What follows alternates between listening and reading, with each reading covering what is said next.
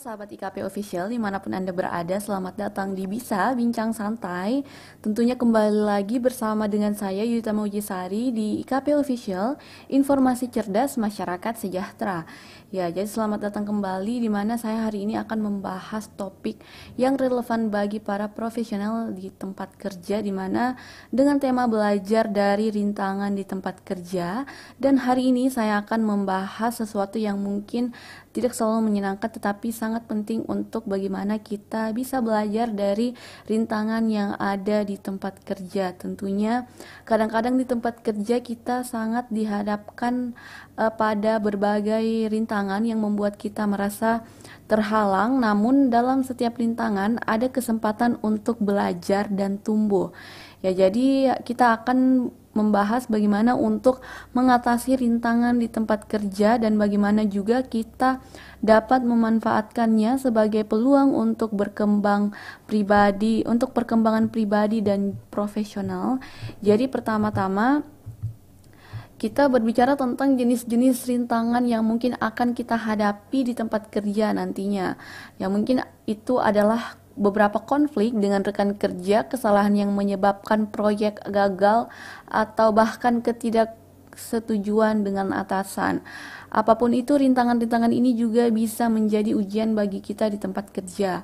Ya, jadi mari kita untuk lebih mendiskusikan bagaimana kita dapat belajar dari rintangan ini, yaitu bagaimana pentingnya untuk kita menganalisis apa yang telah terjadi di lingkungan pekerjaan kita, apa yang bisa kita pelajari dari situasi tersebut, apakah ada kesalahan yang kita perbuat yang bisa diperbaiki, dan selanjutnya untuk melihat rintangan sebagai kesempatan untuk lebih berkembang lebih lagi.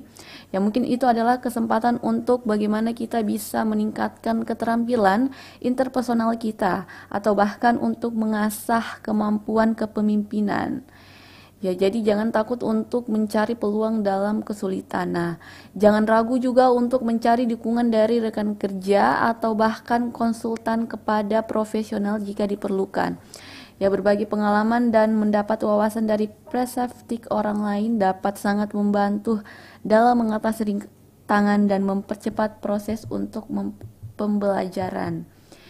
Ya, jadi belajar dari rintangan di tempat kerja bukanlah tantangan untuk menghindari kesalahan atau konflik, tetapi juga tentang bagaimana kita merespon dan tumbuh dari pengalaman tersebut. Ya, tentu ada beberapa hal untuk kita bisa mengatasi diri dalam menghadapi rintangan di tempat kerja, yaitu bagaimana kita dapat mengenali emosi yang itu pertama-tama kita harus sadari dan terimalah emosi yang muncul saat menghadapi rintangan, tentunya terutama di tempat kerja. Mengakui emosi adalah langkah penting untuk dapat mengatasi rintangan dengan baik.